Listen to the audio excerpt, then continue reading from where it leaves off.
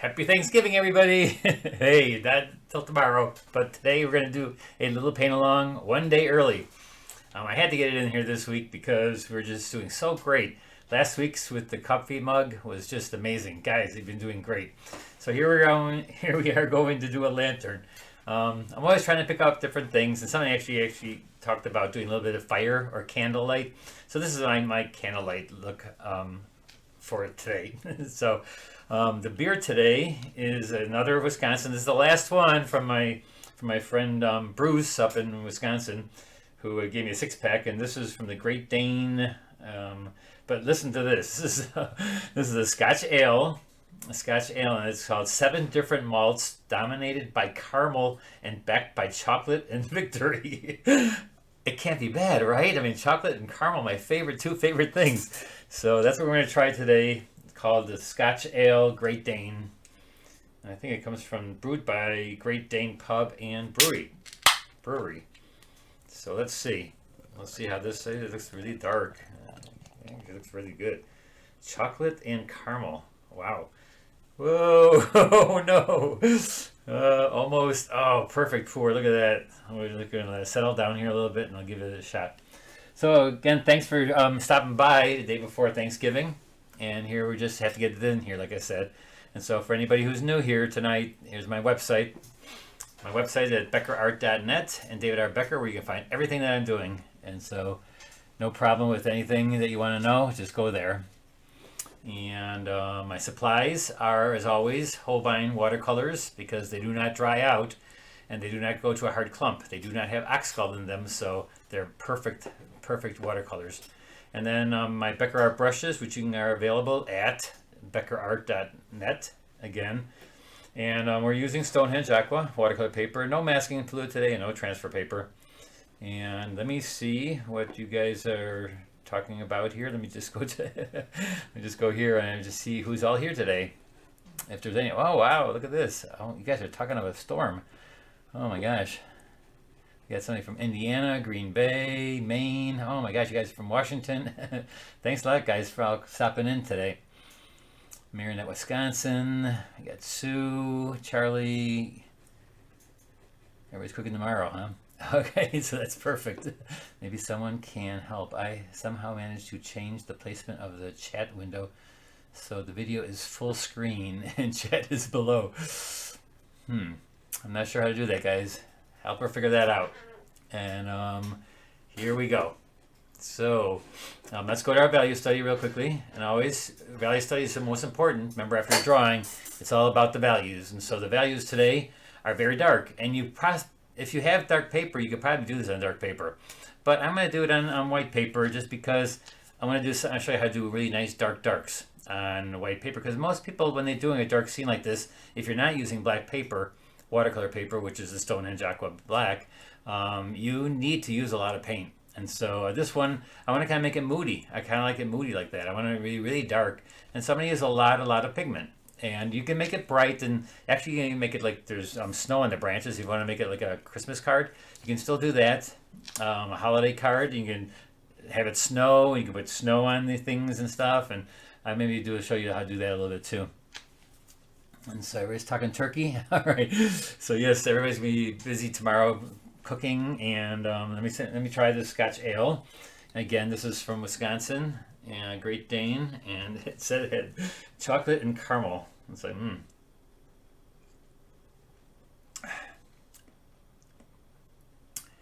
Cheers. Wow, that's very good. It's a really good beer taste. I'm gonna give that a 10. That's really good. You can't go wrong with something that is dominated by caramel and backed by chocolate and victory. Create a hint of sweetness in this rich blend. It's very Scotch style ale. It's very ale-like, but it's very good. It's 10. Give it a shot. All right, and so value study. So I was saying that this is a lot of darks, but so what we're going to do is our light pattern is right here. It's basically, there's my light that's going to be illuminated along the edge of this lamp. And then in the background, we're going to have all our lights, and everything in our foreground and our things that are hitting off the metal here are going to be light. So it's basically right down the middle is your light, and then the both sides is your dark. All right, and so it's very simple composition. Watch your drawing. Drawing's number one, as always. And so let's get going here. They get to our tabletop. And I didn't have the class today this week, and so I don't have one before. I'm not going to have two of them like I normally do because I have my class on Thursdays in the afternoon. But we didn't have a class today. It's Wednesday, and so we are going to you guys are going to be the guinea pig this time. So that's what they end up usually being, is the guinea pig of how to actually go about doing the painting. Because normally these paintings I don't do before. They're one-shot deal basically, and you figure it out. You can just figure out the light to dark, and so you're going to do the whole background. And so I'm just going to basically paint through everything, through the trees, and I'm just going to wet the whole thing. I don't need to have any lights or darks in here right now. So, and I'm also going to wet half the paper. And this is, I don't know if you saw my working smooth and making things smooth. Well, this is happening right now. In my newsletter, I talked about keeping washes smooth and floating your pigment. That is so important, and I just felt I saw a couple of students not doing that. And so I was just like, I have to remind you guys, float your pigment. Float it and just put it in there and let it soften itself. You don't need to soften anything. You don't need to blend. And so let's make the nice background. And I kind of like that eerie bluish background it has in there.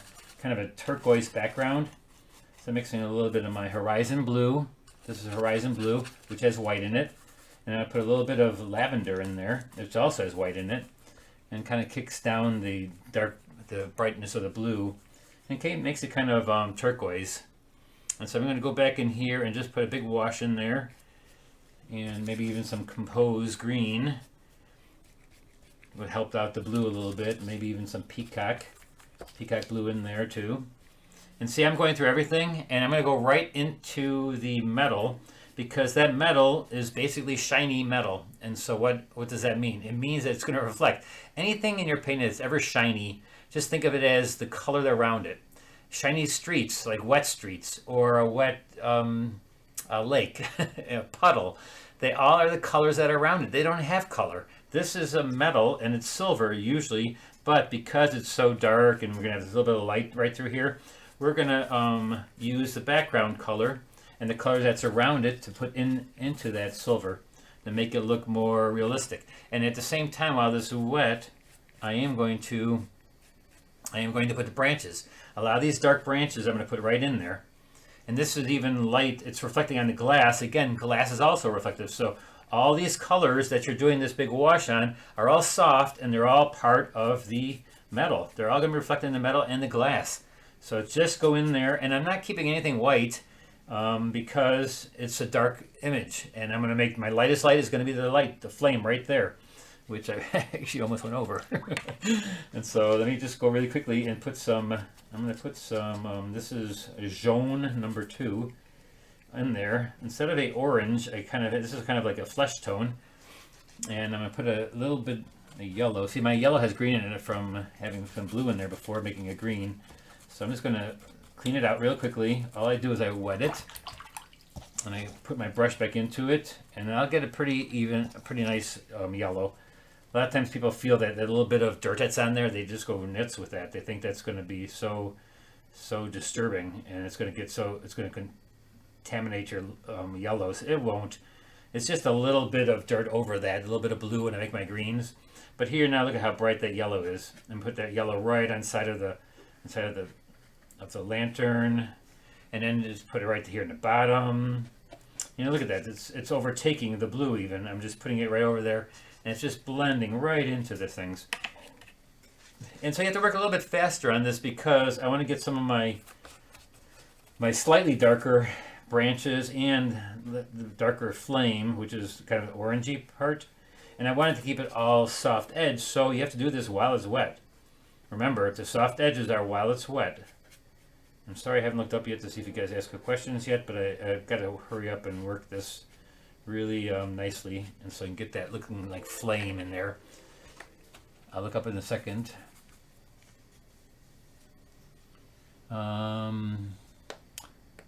Micheline? Is that how you pronounce it? Micheline? Micheline, are you still recommending to protect your watercolors with beeswax? Yeah, with the Dorland wax. Yeah, definitely. That's a great thing to do, and you don't have to use glass then, and you can frame it with without glass. You just frame it and put the beeswax on there, and you're good to go. So here's a little bit of orange I'm putting on this side here. And now really quickly I'm going to step to my other brushes, because in the background I want to put like the darker blue gray. I'm going to put a little black in my blue. I'm just going to go in here, and there's a bunch of branches way back there that I want to put in now.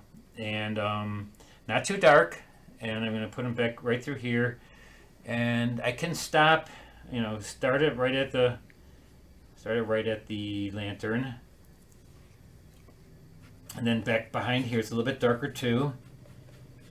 And all just it's enough pigment. It's not wet enough, so it's not going to bleed all over the place, though it is bleeding a little bit. But it's the nice light branches that are very in the distance. These are distant branches. These are not the branches that are going to be really dark that are in the front. These are the ones that are way back there, and they're a little bit darker, than what you see in the front. And so I'm gonna back here. There's even gets a little dark in there, so I'm gonna take a little bit of black, blue, a little bit of violet. Now this is really wet here. See how wet this is on my palette right in there? So that's too wet for wet and wet. So I've got to take my brush, I pick it up on one side and turn over my brush, wipe it on my paper towel, or on my blanket, on my towel, and then I just go in there, and then my water's gone and I have the pigment. So you have to watch out that you don't have too much pigment. And here I'm just going, look, right through the thing too. Doesn't matter.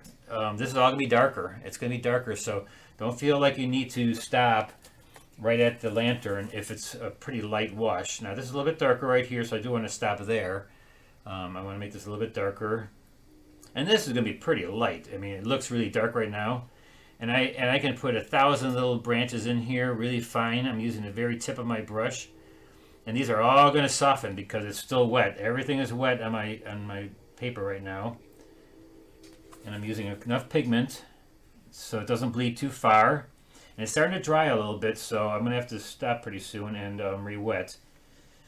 And so let me re-wet it with my big brush again on the bottom part, because I still want to get the bottom part here. So I'm going to re-wet here a little bit. And put that down in there. Now these parts are dry already. See, it's amazing how fast it got dry. It's pretty warm in here today. I have the heater on, and so we're gonna wet this area real quickly.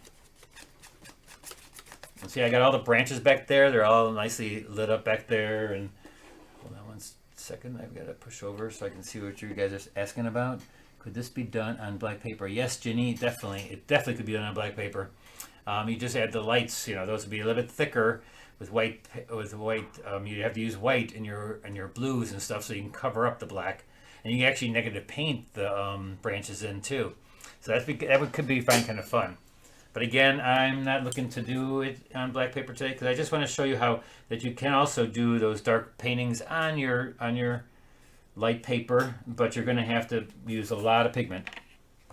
And so some people say, it's like, well, you're using a lot of paint, and then it's cheaper if you do use the black. And it definitely is, because you don't have to use as much paint. And when paint is pretty expensive nowadays, sometimes that's a way to go, is use your black paper, and then you can just get that done right away. Your blacks are black and it's all dark. But not everything has to be done on black paper that's dark. There's times when you just love to have a beautiful wash. You're going to see these washes are going to be very beautiful when I get done with them.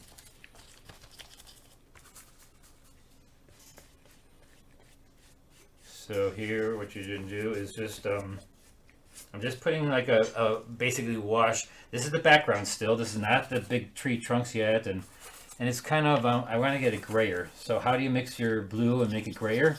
Complement. So go into your orange. And that'll dull it and make it a gray. Just take your orange, put it in your blue, and now you got a nice gray. And I'm just going to kind of go over here, get a little bit more turquoise looking into this. Kind of coming around here. Going to go into the thing a little bit, just because I can pull things out too. One thing I do like to do is pull and wipe out some lights.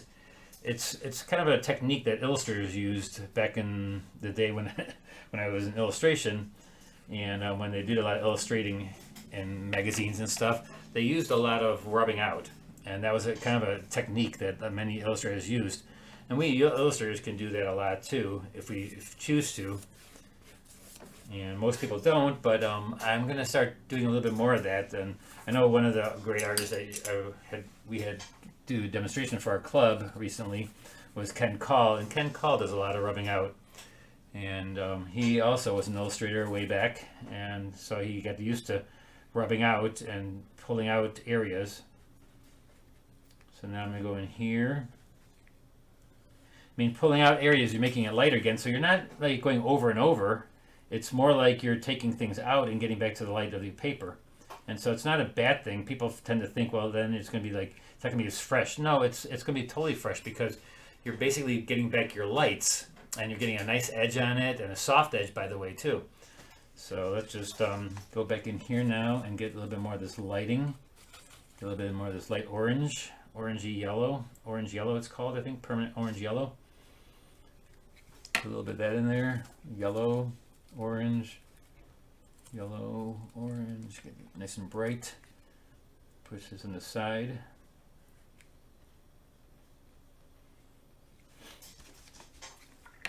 And I know I've lost a lot of my edges here, but look at now how light these got. See how light they are? And before they look so dark, and because now I've got some dark in here, you can see how light those are. And they also get 20% lighter all the time too. So cheers again, guys. Cheers. This was a very good beer. Happy Thanksgiving, everybody. Great tip, too much water, yep. Let me show you this one tip with the brush, because a lot of people don't understand. Like a lot of times if there's too much water in your brush or there's too much water in your palette, what you want to do is when you're taking and picking up your color, is I like to get it and just, now it's too wet. Like I know it's too wet if there's something water on here and water on my palette. So what I do is I take one side of the brush, flip it over, and I tap it onto my paper towel or my towel, and then I turn over again and go with this side because it pulls out the water from one side, leaves the pigment on the brushes on the other side. It's something you just, if you do it enough, you don't even think about it, you just do it. And so now those are my lights, and now let's go into our darks, and it's almost dry enough where I can go in. And actually, if I wanted the soft edges darks, I would have to re-wet this. I could do that, but I'm just going to go in with hard edges that are just not quite as dark as I want it. I'm going to check with the back of my hand. And so I'm going to go back in here with another slew of branches that are a little bit darker, hard-edged, but they're not going to be super, super dark. They're still going to be like medium. They're going to be in medium darkness. And so I'm going to take a little bit of black, a little bit of the blue again. You could also do black or blue and orange, and that'll make it also dark. It kind of makes it the same thing. It grays it up. So either way, and I'm going to go in here with a couple of these branches that are a little bit darker, and you just randomly put them in. But if you did draw them, try to get them in. If you drew them in there, especially if you drew them, took a time to draw them, then follow your lines. Follow the lines that you would put in there. Might as well if you drew them in. I didn't put a lot of the lines in with my pencil, so I'm going to make it up as I go along here. There's a branch, and as long as they always get thinner as they go up, as they go out away from the trunk, you get them nice and thin, thinner and thinner. And I'm using my number, what is this, number 8 brush. And so I'm going to go in here and then just get these a little bit darker medium branches. And there's a lot of them back there. So the ones in the back now, they're soft edge, so they really look like they're farther back. And we're creating dimension, which is cool. We've been talking about dimensions a lot these last couple of times, and about depth of field. And next week I'm talking a little bit about the circles of confusion, which is what those things are called. That we some of you had called what do you call that? Boken. It's actually the thing that the circles are is actually called circles of confusion. Photographers call it that. It's the depth of field that's out of focus. And I found a really great video that I'm going to put in my newsletter next week to show you and explain that all. It's very interesting to see how photographers what they call different things and how they make different effects on their camera, which we then can paint. We can actually do it as a painting. And then the circles I've been doing, the circles and the when we did the pine cones, those are the ones that are called circles of confusion. And they actually have that name. It's very interesting. And so now, got my middle tones going here.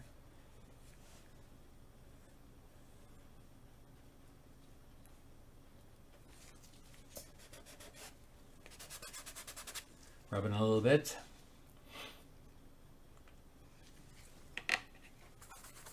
All right, so now we pretty much have our middle tones. Let's get our middle tones on our actual. Now I'm going to make the lantern a little bit warmer than it is in the photograph, only because I want it to kind of reflect a little bit of this light through here, and also just make it more of like a rusty kind of color, rusty blue. And so it can still be bluish and grayish, but I'm going to turn it to a little bit of rust in there, make it a little bit more, a little bit warmer. I mean, I like the blue that it is, and it looks like silver, but I'm going to make it a little bit warm silver. A little bit of both, actually. And so that, because it is the light shining on there, so, and I'll bring it forward too by making it a little bit more colorful. It'll bring the lantern forward a little bit. And so what I'm doing is I'm getting the middle tones in here. The middle tones and lights, and I got the very light lights already. I mean, I got those before in the first wash, and so these are the second wash, which is the middle tones and darks. And so go in here and actually paint what you see. Again, it's the middle tones, and then the last one, as always, the three-step part is the first one is the colors and the lights. The lights are the color. You determine your light color scheme. Then the second wash is always your large darks and mediums. And then you end up with the final, which is your detailed darks. And detailed darks is exactly what it says. It's the detail of all the little areas that are dark, like lines and things that are really important to make it look like whatever the object is. Like the little handle and the cross thing over the wing and all those little details that shows what the actual object is. This is just big areas of light and dark, and here I put a little bit of harder edge line in there. And make sure the background, it's going to be a lot darker back here on the pole, but again, I'm just getting the big areas, and I want things to fall to the background. And see how this is like a medium now? It's not very dark at all. When I do the trees, I'm going to make them as dark as you see them there. I'm almost going to make them black with a lot of color in them. So I will use black too. I'm not scared to use black anymore as I was when I was a student. I was petrified to use black because my teacher said never to use black. And but now I have decided to start using black because of Andrew Wyeth. I saw one of Andrew Wyeth's paintings once in Maine, in Rockland, Maine. And after I thought, boy, if he can use it that well, I'm going to start using it also. And that's what I started doing.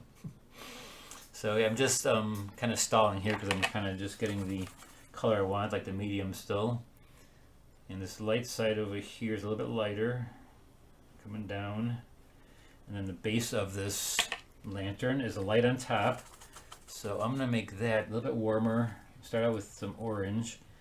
And just kind of go in orange in here. You can always dull something down and make it also cooler too. It's harder to make it brighter and to make it more warm. It's somehow easier to make things gray and blue than it is to make things bright, because you're losing the white of the paper and then the color is toned down. So here we go with a little bit darker on the side. And I lost my lines a little bit. I can kind of still see them. And if you get to a point where you can't do something because you can't see your lines, please redraw them. Don't just, if you feel like you really need that. I pretty much can draw with my brush, so I can figure out where things are at. But if you don't have that kind of skill and you really need to have the line to show what it is, the object, then wait for it to dry and draw it. And if you were tracing it, then just make it dry and retrace it. Whatever you need to do to make that drawing, because again, drawing is number one. The most important thing about your painting is the drawing. Number 2 is the composition and value pattern.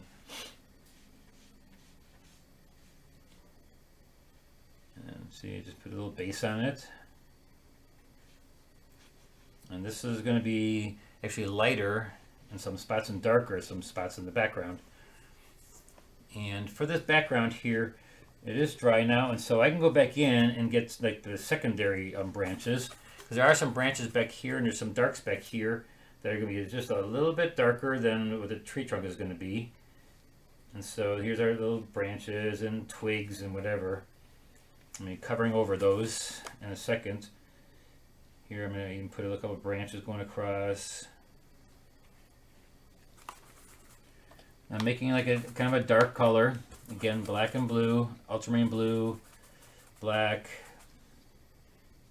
I can put a little brown in it, or a little, what is it, like a burnt orange type of color. It's light red and Holbein.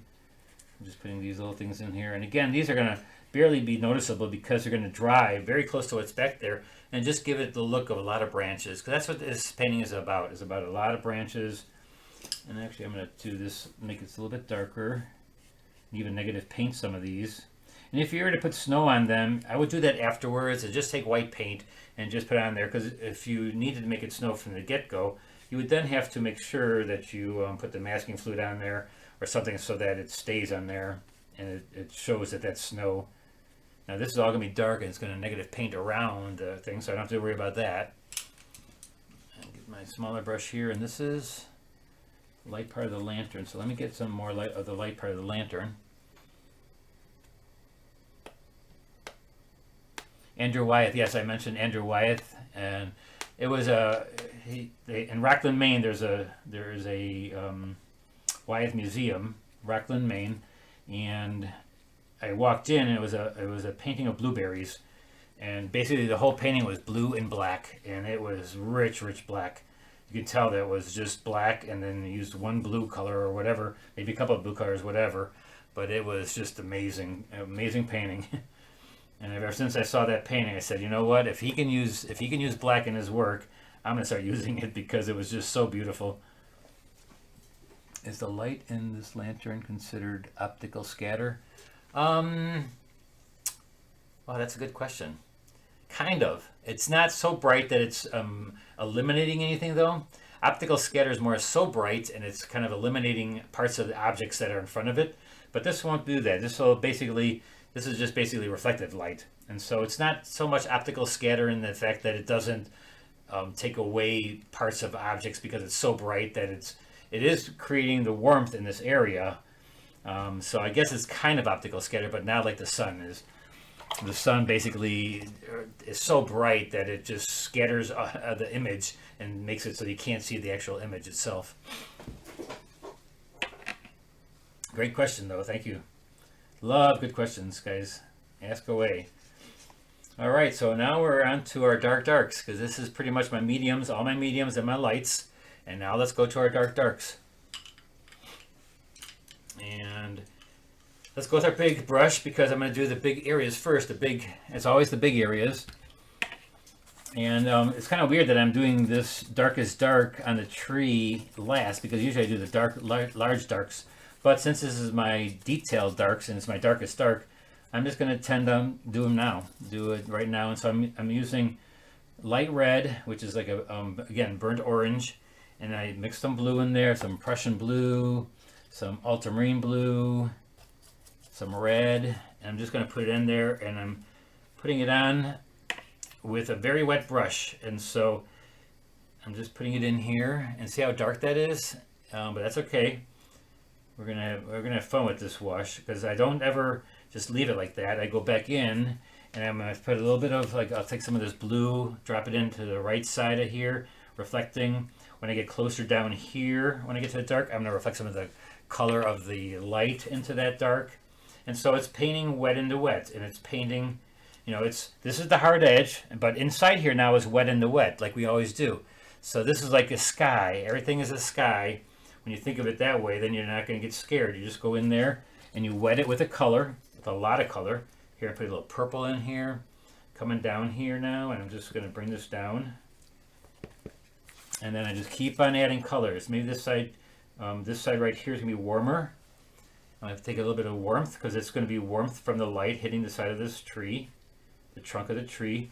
When I get closer to the edge where I've got to be a little bit more careful, I'm going to take my round brush, and hopefully this is dry, and I will negative paint the lantern in and give it a little warmth, but still dark. I'm still want to go nice and dark with it.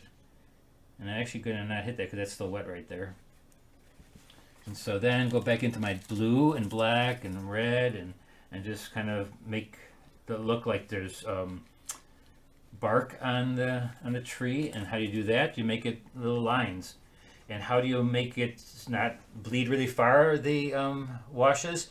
Is make them thick. But it's very wet. It's very wet, but the more pigment I use now, the more I can control that the pigment, and I can make lines. I'm going to come down here, go back to my darker blue, because it's getting away from the light. The light's not hitting here now. And then I'll come back down this way.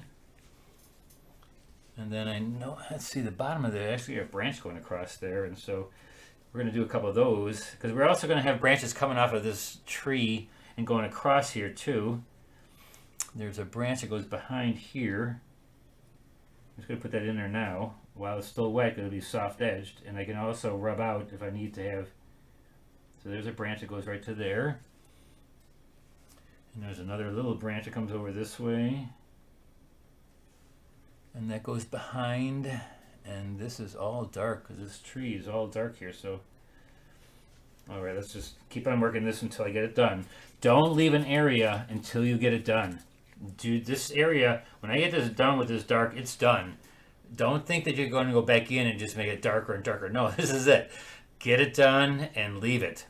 You know, get your nice big washes done. Get the bark in there. If you need some hard edges later, and that's when you let it dry, then you get the hard edges. But for right now, you did everything that needs to be soft edge, you get done now.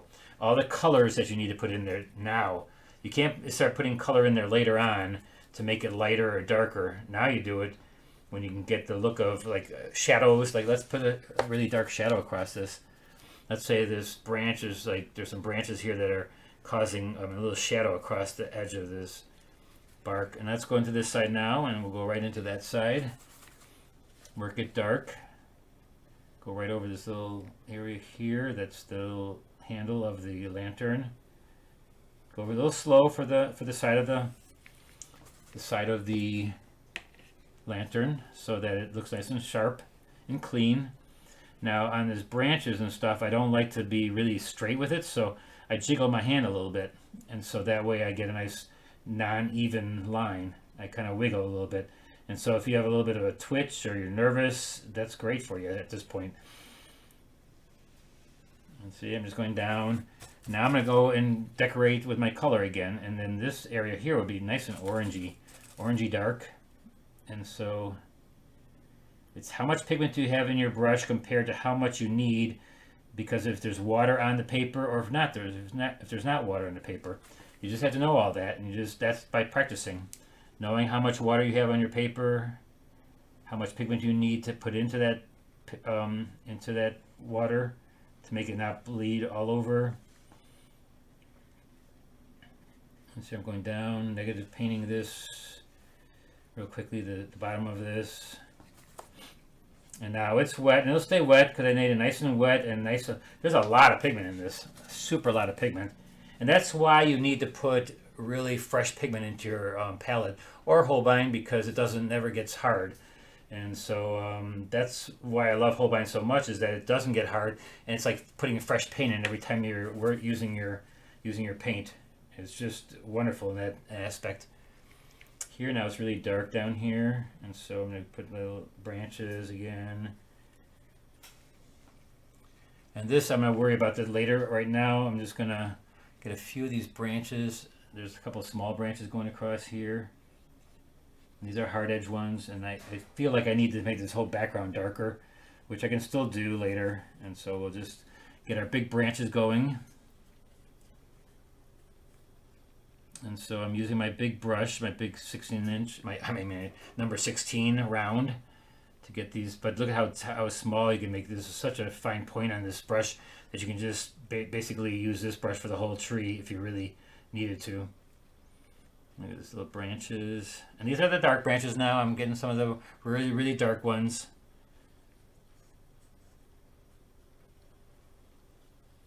And I'm making them up. And you always remember to overlap branches. Those ones in the back are fine. And then now I didn't do a little bit of the texture again of the. You have such good control with your brush. Love watching you paint. Thanks, Carol. Is the light in this lantern considered? Oh, okay, I read that already. There's no closed caption. What happened? You can't press on your thing and look for the CC. It should be there.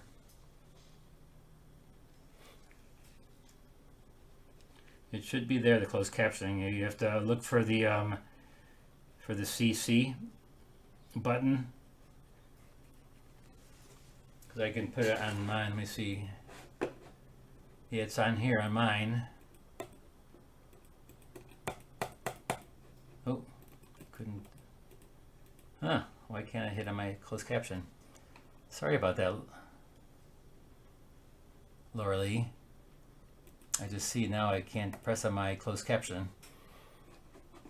I'll look into that. Sorry about that.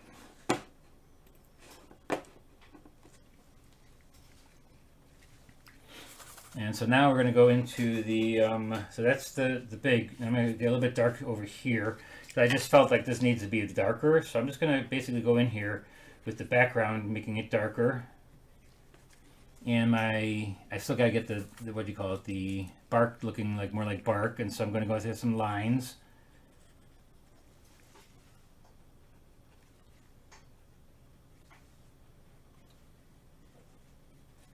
Here, same thing with this area, making it a little bit darker in the background. And kind of making it so it's lost edges. I don't want to see kind of what's going on back there, so I'm just kind of losing the edges back there. You can see, tilt it up a little bit.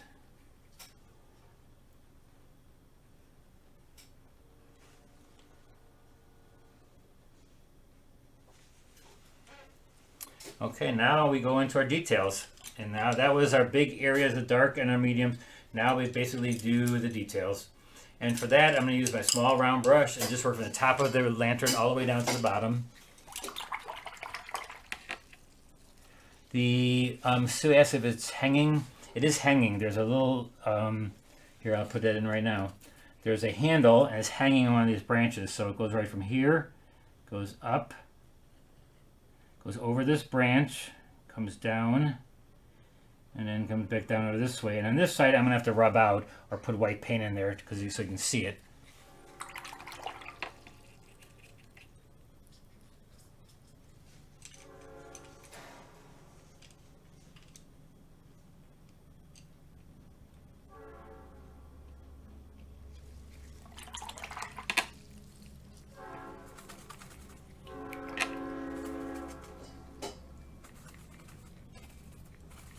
I'll have to look into that. I just didn't realize that it doesn't happen during the live broadcast. I'll have to look into see if there's a way of me having it closed captioned while it's going live. I never knew that. I thought it always was closed captioned. I'll look into that, Laura Lee. Sorry about that. It'll definitely be on there tomorrow. I know that's usually afterwards. I know that for sure. So here now I'm going in and I'm getting all my little details. And this is what makes the light also look very light, is when I go in here with my dark darks, it pops out my lights. It makes my lights look really bright now. And so I can just go in here.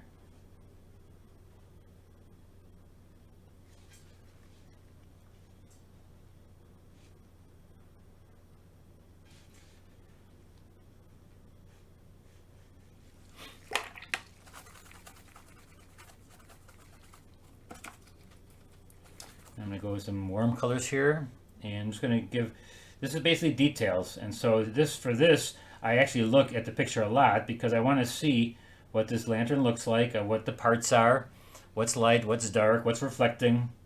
And so at a certain point, you have to actually have a good photograph if you don't know what lanterns look like, or if you're not quite sure how to make. A lot of stuff I know how to make up if I've seen it, and so I make it up. But for something like this where I don't exactly know what the thing looks like, it's nice to have the photograph there. and then I just copy the photograph. But as an illustrator, I used to have to draw everything from my imagination, so you pretty much make up a lot of stuff. But if you have the image there, that's great to be able to then look and then just copy what you see and look at the. And the thing is, you don't have to make it exactly like the image usually. Like people think that if you get the exact value, the exact color, the drawing is usually what that works about. You know, you just gotta make sure that the drawing is pretty decent, because then it'll show what the actual object looks like from the drawing aspect of it. So now this is just dark. It's actually blue, reflecting blue on this side. It's reflecting from the side here. And there's a dark that it starts up here, kind of goes down. And then right here it turns to light because the light is right there. And so I'll put a nice orange right here.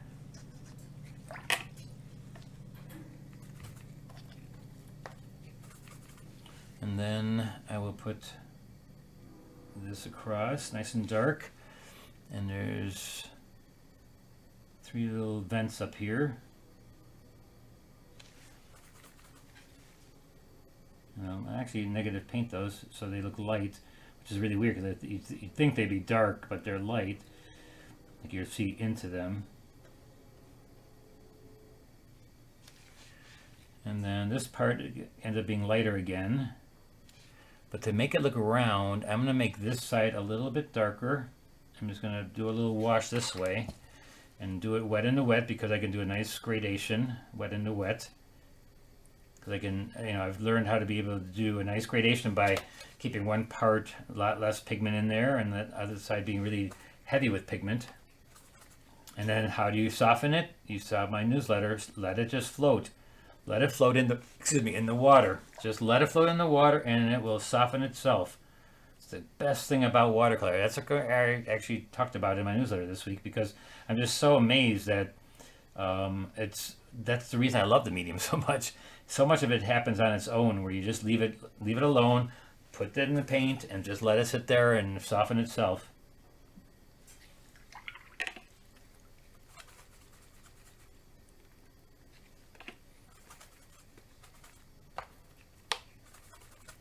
So now we're going to go in and it all depends on how tight you are.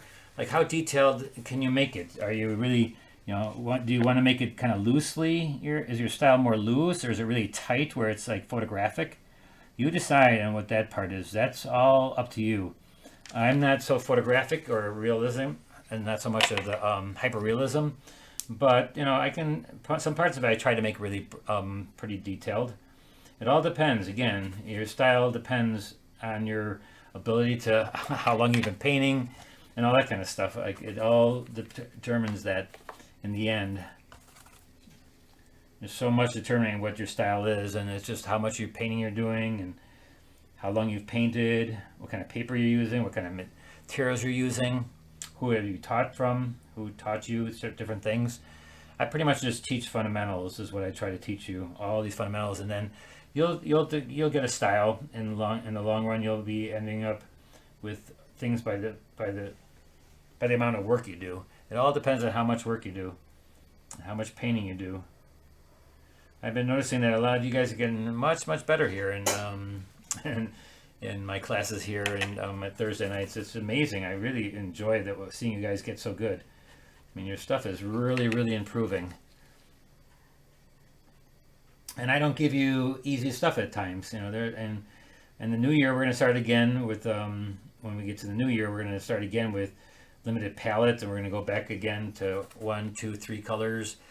But when it comes to just learning different looks and different hard objects, like doing portraiture, we may do some portraiture and stuff, and because you guys are getting all this stuff pretty well, and I'm picking some not so easy stuff. So that's awesome. That's awesome to see.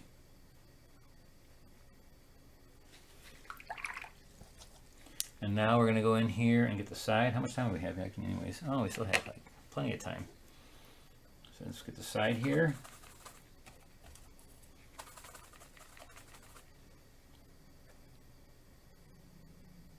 And so we're going to the side of that. And if there's something you don't know what it is or something, just try to think of yourself objects and the shapes of things and how you make things darker and lighter, make things pop. Like this area, if I want to pop it, I would make it a little bit lighter on this side. And so I'm just going to pull out a little paint, and that'll give it a little look like, okay, that's forward right now. And it's wet, so it's going to stay nice and soft edged. And then this part up here, I can also do that. I can just pull this out. Maybe the top here too feels very flat, and so maybe I'm just going to pull a little bit of the paint out of here too. And then put a little dark in there later, a really nice thick dark. And then now we're going to go and I'm going to take some solid black, and I'm going to start here where the glass is really dark. It's reflected. This is like a reflection and a shadow both at the same time on the glass. And so it looks like it comes down, and I'm going to make a really thin line, and I'm going to turn my paper sideways because I can always do lines easier when it's going like this, like you're writing. So, and I'm looking here, this is still a little wet, but I can put my hand in it because I have a glove on it, so I don't have to worry about getting my hand dirty. Here, it's nice. Put it right through there. And so that's a little line to make it nice and sharp. And then I'm going to do a little reflection. Then it looks like it comes down kind of dark here. And this goes dark over here. Now watch this. This is going to be a hard part because I have to make this look like it's glowing. So what I'm going to do here is I'm going to first get my hard edges that are on top. And as I go down here, I'm going to wet everything again because I want soft edges, right? And so how do you get soft edges? Wet in the wet, right? But sometimes you need to get the dark edges first, or the hard edges first. And then I'll go in and I'll grab the soft edges after I get these hard edges. But you have to do it at a certain point now. I go down here, and now I'm just going to take my brush. Watch this. So I'm going to take my brush. I really should get 2 containers, and so that you always have one that has some really, really fresh water in it. But what I'm going to do is wet this area completely with pure water, so there's nothing going to happen really. I'm just wetting it, and I'm wetting it. Why? Because I want this top part to be soft edge into the glow. I want this to glow into the light, but I wanted the top part to be hard edged until it gets to that part where it looks like it's glowing. Now I'll take my round brush again, and then just apply pigment in a way that it's going to just be soft here now. And so it changes from a dark to the orange, and so I'm just going to put the orange right here, and it's going to be soft. And what am I doing? I'm letting it float. I don't have to soften it really. I'm just pushing. I don't need to put water. I just put water in there before, so now I just need to put pigment and let it float in top. And I mean, you can like blend it together a little bit, like you can help it along. But if it's wet enough, it should just kind of go into that area by itself. It'll just pour into that area. I'm just gonna put a little line right here because it's all wet, and it shouldn't be. You shouldn't have to. Oh my God, there's green in there. My water's so dark, and you really need to have the nice light yellow and oranges right there to make it look like it's glowing. So we don't want to get too much of the blue that I had in there. Keep that to the side. And so what do I do to make it so it doesn't bleed so far? I put a little bit thicker pigment. And then I'll go into even thicker dark pigment. But right now it's soft edged, and so I'm just pushing it, knowing it's going to be soft edged. Why? Because it's wet. It's wet. It's just going to soften itself. And that's by knowing how to do that, just practicing, doing a lot of practice. And actually this is almost too light, the yellow. And so I'm going to make the flame nice hard edged. And actually you don't have to make the flame hard edged. Matter of fact, why don't we just make it soft edged? And so that way it'll look really bright, like it's smooth. There we go. And this right side here is a little bit darker, it seems like. And now I'm going to go into some of my dark colors and put that little dark color into the side and pull some of this darker part from the top down. And if you have your brush the same wetness as the surface, you are just picking up and you're moving pigment around a little bit, but you're going to let it still soften itself by just letting it sit in the water. It'll blend itself. I guarantee you it will blend itself. As long as you just leave it alone, and as long as you have enough water in there too. Gotta make sure you have enough water. But my brush right now is the same wetness as the paper is, so I'm just pushing it around a little bit in the water, and then I'm going to leave it alone and just let it go on its own. Now there's a little bit of a dark through here, and so I'm basically going to take pure color, again, tap the backside, get rid of the water, so I've just got pigment in my brush, and a damp brush, and then I can just pull it down, and I'll just get that glow. And the nice thing about this too is that I got those little wires that go across it, so I can hide a little bit of some of the stuff that didn't work out exactly the way I wanted it to. So that's great. So see, but it's all soft edge, it's all wet, and I gotta make sure I do not have any water in my brush. I just have to have my brush damp and use the water that's down there. Now this side has a dark part.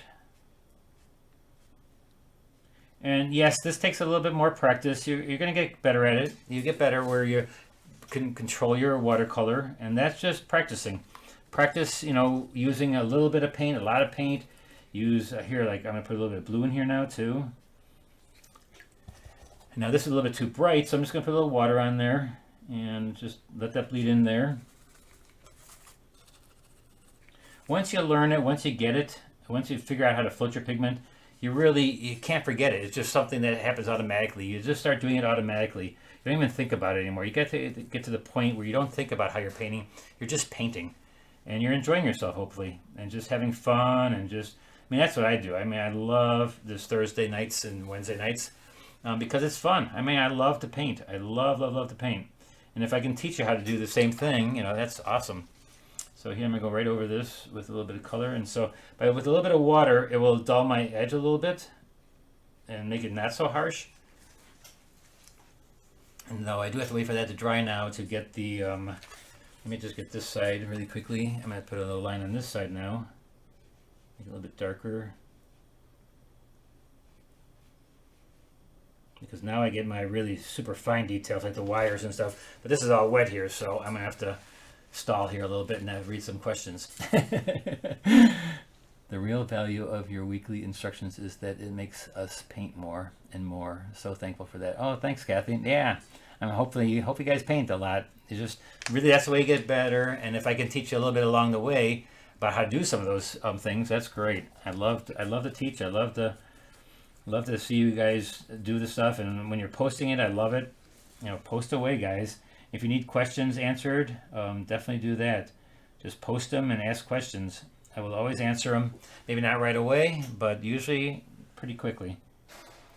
Now I'm going into an area though that's damp, and then you want to stay away from that now because now I've lost my wetness, and so I cannot make things bleed anymore. They cannot blend themselves, so that's the time you stay away. And I'm going to let it dry so I can get my details in there. Now I'm going to go with my small round brush, my rigger. And I'm going to put some small miniature branches in here. And let me just show you how to rub out. So I was saying before about rubbing out. So when it's dry, you can take on papers that are a little bit hot press and papers that are a little bit tougher and don't absorb as much. Like Arches absorbs a lot into the paper. But if it doesn't absorb a real lot, you can take, like the Stonehenge doesn't absorb as much as like Arches. So look at this. I can just go in here, rub my brush back and forth, and I can pick up a little bit of light on the side of that branch, and it just makes it look so easy to make a light part of the branch, right? I mean, look at that, how easy that was. You can even dab it with a paper towel. You could take a paper towel, and you could just apply it like this right over it, and just tap it like that a little bit, and it'll just pick up a little bit more of the water that you had gone that you made. Here, same thing. I'm going to do it real quickly. All I do is wet my brush and make it damp. I don't make it really, really wet. I just go in there, and this is my flat brush. I'm just going picking stuff out, and that'll make the branch look like it's in front. And then I can pull out a little bit of the paint. I can even put another branch in there. I can just put another branch basically. And so let's get a couple more coming from the side here.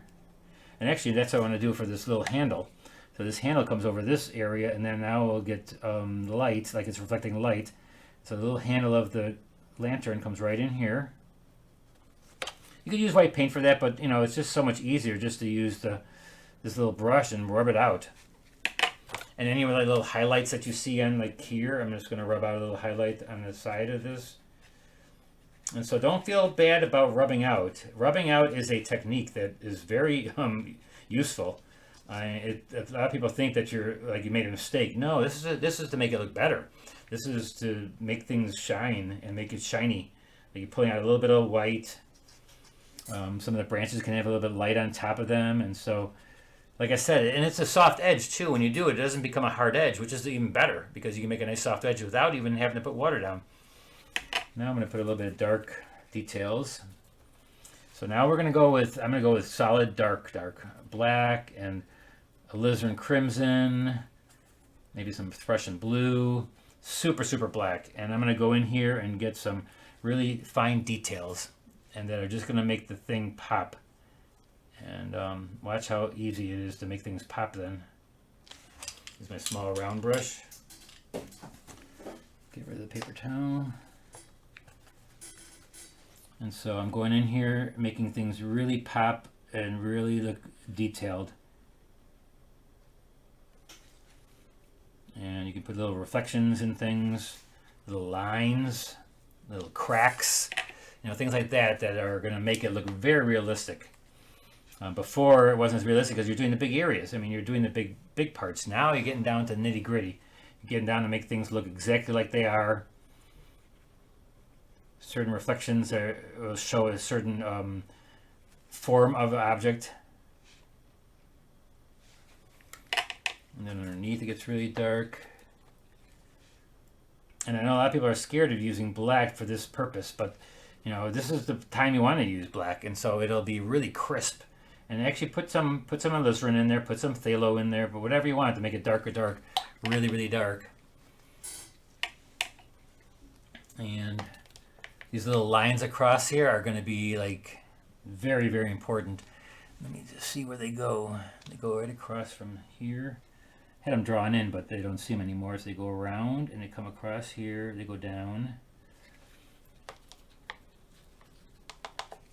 And they go from this side, from here around, over.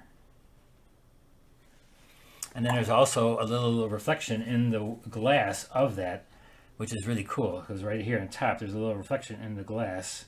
Now it's not going to be as dark as what you saw in the, as the actual item, that's the little wire that goes around here. It's not going to be that dark.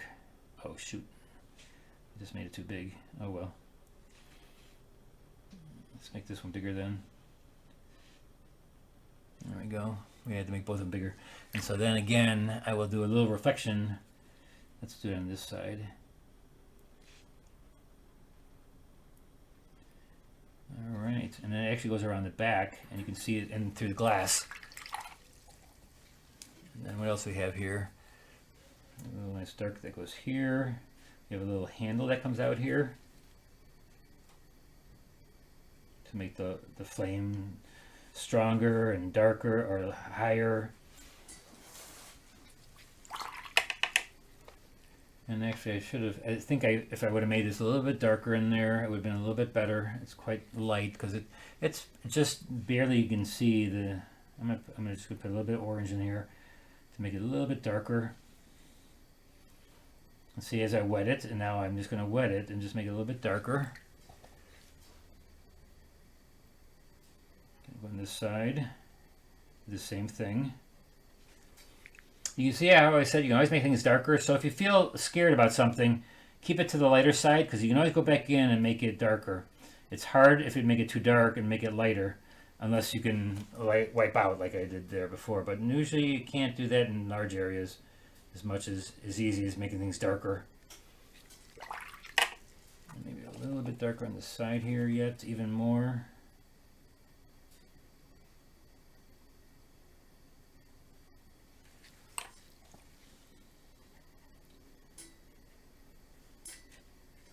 And reflections on the actual metal, because there's metal has like it looks like there's a couple little lines in here and stuff, so I'm gonna put little reflections in there and little places where maybe it's dented up, and maybe also a little reflection or shadow of things. Oh, I just put dark in there when I should be putting light. And really it only has a little bit of light here, and this part is actually dark. And so you can actually, if you lost that, you can also put in white. Like if you need to have like a nice reflection right there.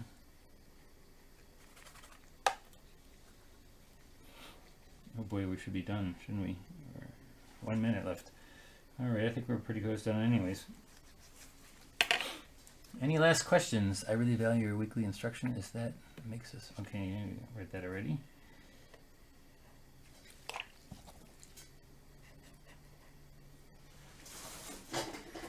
One more thing, I think we're done. Wait, time sure does fly when you're having fun. I can't believe it's already 1 hour. All right, guys, that's it, I think. Unless you see something that I need to cover, please let me know. Ask a question if I didn't answer something, or if I didn't come across with something that you really want to know. Just always ask questions. All right, I think that's it, guys. One more branch. All right, here we go. So again, thanks guys for coming by on Wednesday. I know everybody has hopefully you have a great Thanksgiving. Eat tons of stuff, eat tons of turkey. And I'm trying to get this, trying to get the tape off of here just to show you what it looks like. And there's nothing to compare it to because this is the first one and only one. But we'll compare it to your guys. And so if you do it, and I know I probably won't be able to do it for a couple of days because it is Thanksgiving. So we'll wait until next week. And if you can get it next week done, that's fine too. And Lauralee, I will look into the closed captioning on when it comes live. I'm not sure if that's possible. It must be possible. So I have to look and make sure I can somehow turn it on. Maybe it's somewhere I can turn it on while it's live. I thought that it works automatically just like it does when it does later on the next day. So there you have it, guys. I hope everybody has a great Thanksgiving. And again, if you have anything you want to learn, please let me know. And I will try to look it up or try to find something like it. Also on this one, if you want to make it snow, just put white paint on everything. And you can make it snow in there too if you'd like. All right, and so until next week, guys. We'll see you then, and happy Thanksgiving, everybody. See you next week.